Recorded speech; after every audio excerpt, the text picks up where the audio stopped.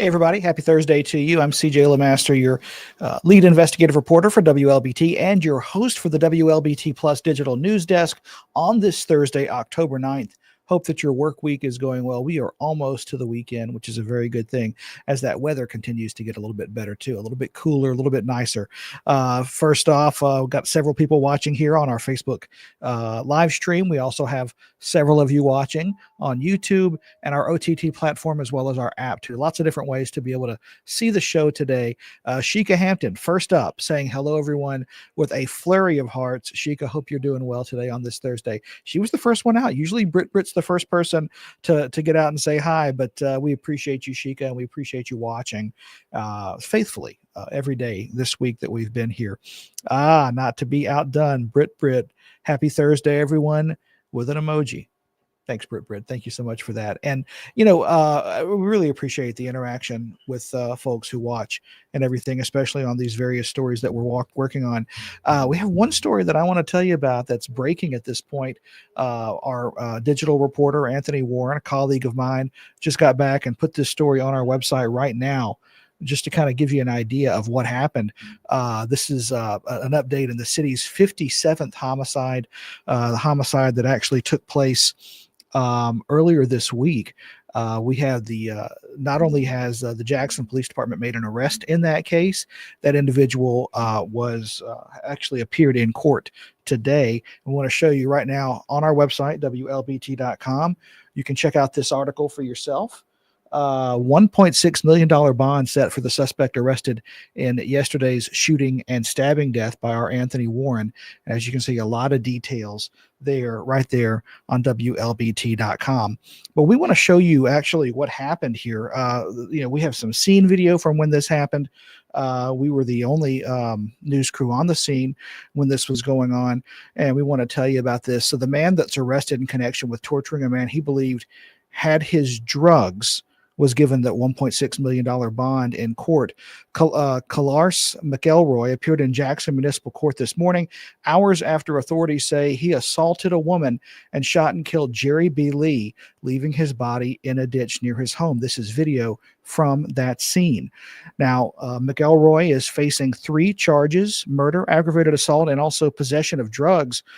Judge Jeffrey Reynolds set bond at $1 million for the murder count, $500,000 for aggravated assault, and $1 million for the possession charge. It should be probably $100,000 for the possession charge there. McElroy was in possession of 73 ecstasy pills at the time of his arrest. That's according to authorities. Police say that he actually assaulted a woman late Tuesday after he believed she had his drugs.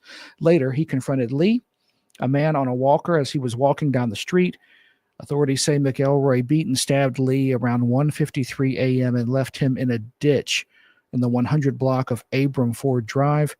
He then returned to the scene twice, once 17 minutes later, where he beat the suspect some more, and again about an hour later when he shot him 5 times at point blank range. Again, another one of these homicide cases that has been thankfully closed by the Jackson Police Department. With this suspect in custody, he will now make his way through the criminal justice system, and we will continue to report on this instance, as he makes his way through. Again, just to give you an idea, right now we have, and I'll show you on our homicide tracker, we have a number of homicides this year. We're still lower than we were this time last year. 40% lower than we were this time last year. But as you can see, we're at 57 for the year. And, again, if you go to our website right now, you can look at, you can search every one of the homicides that's happened this year and actually see, information about what happened there, details that we know at this point, and, including the city's most recent homicide here as well. So there are cases like this is the most recent one here. Jerry Lee, who was found there in the 100 block of Abram Ford Drive.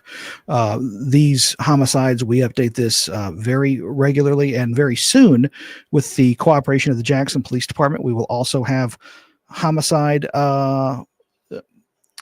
I would say closure information, but we will have solve rates. Basically, you'll be able to see how many of these cases have been solved by the Jackson Police Department. Also, too, if you come here, there's a little there's a little button here at the bottom right where you can click to submit tips. You can call Jackson Police, Capitol Police. You can also go to Crime Stoppers, all of that right from our homicide tracker to allow you to be able to tell, get the word out if you know information about these cases, what's going on, to be able to let authorities know and help them solve it.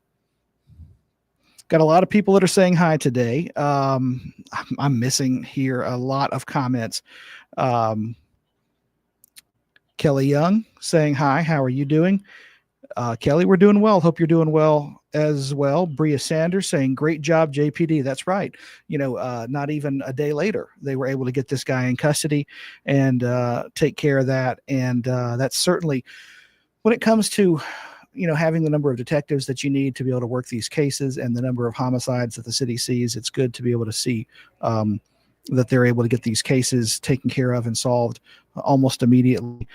And in terms of people being able to share information with the department, it allows greater trust from the public. So that's all very good things. We want to tell you about a case that we've been following too. Our Quentin Smith in particular has been following this case for some time.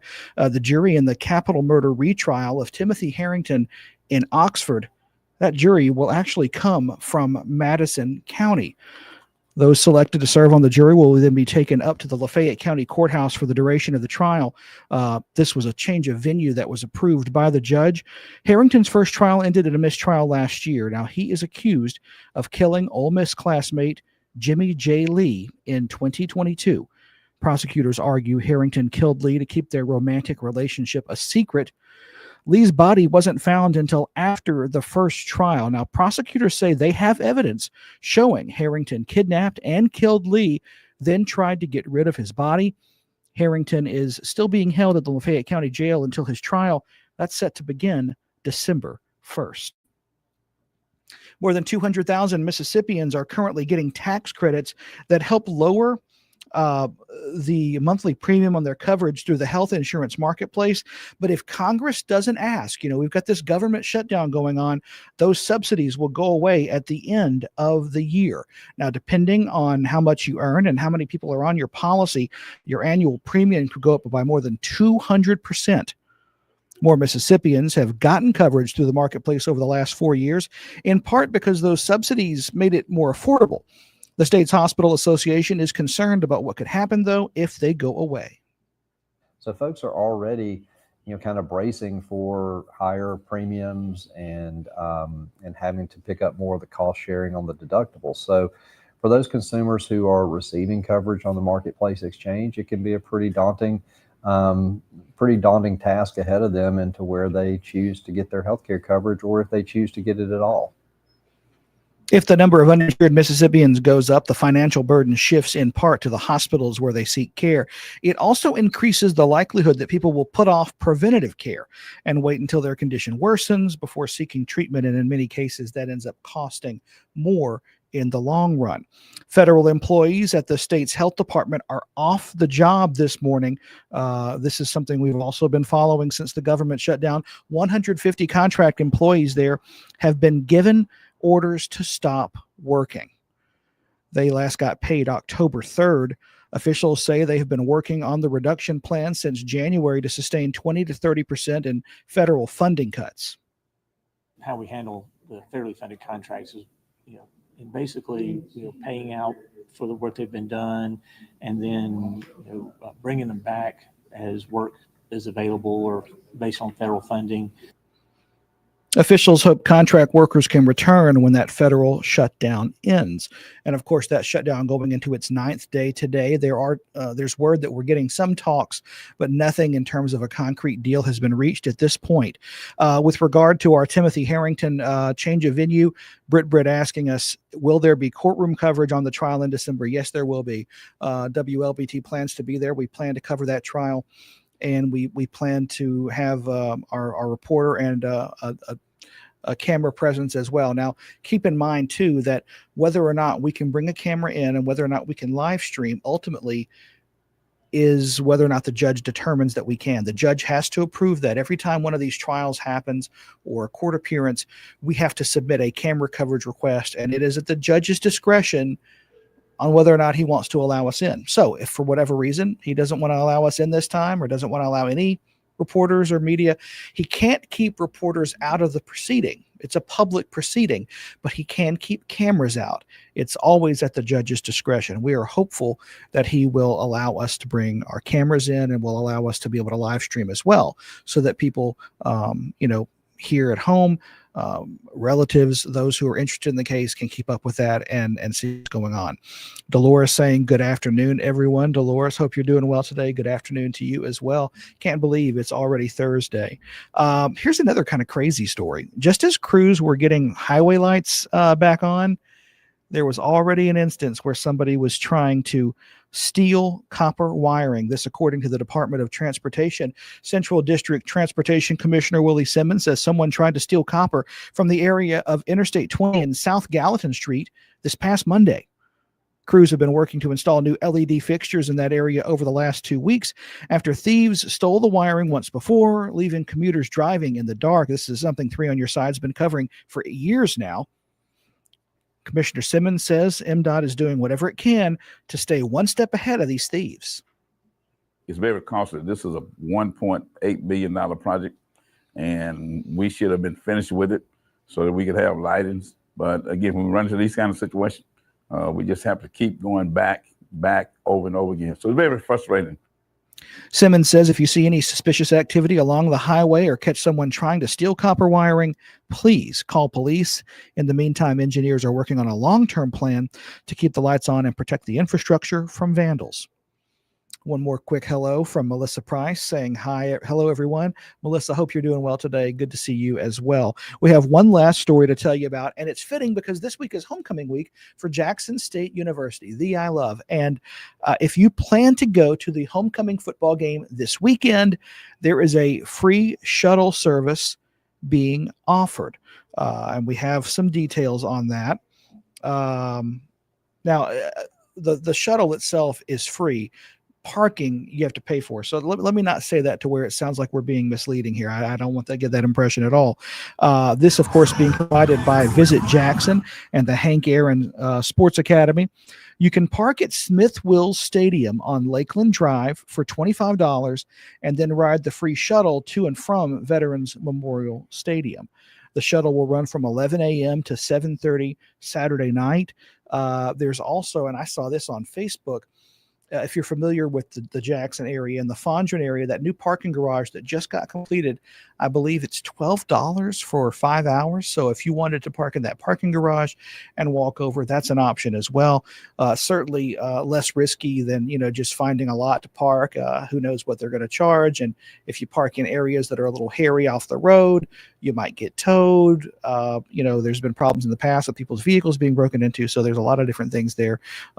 So be mindful of that when you're going to be out there celebrating Jackson State this weekend. Melissa Price saying she's doing well. Hope you're doing well too. Yeah, we're doing pretty good. Pretty good. Listen, it's the weather is nice.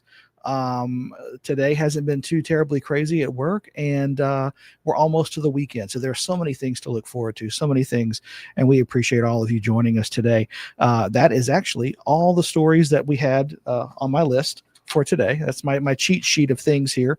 So we're going to keep, obviously, if you want to know more about this information that we led our update with in terms of the latest homicide arrest and everything, we'll have Quentin Smith will be on that in our early evening newscast at 2:30 today. Our First Alert weather team will be in here to tell you just how good these temperatures are going to be, and this lack of humidity. I keep hearing that. I keep hearing that we are going to have a reprieve of sorts from humidity for the next 3 or 4 days. Can't wait to see that. Can't wait to feel that when I step outside. So you'll be able to hear from them if you have weekend plans, all that stuff. We're going to go ahead and pause now for a word from our sponsor, Jackson Water. But for everyone here at WLBT News, I'm CJ LeMaster, your lead investigative reporter and your host for the WLBT Digital News Desk. Hope that you have a wonderful rest of your Thursday.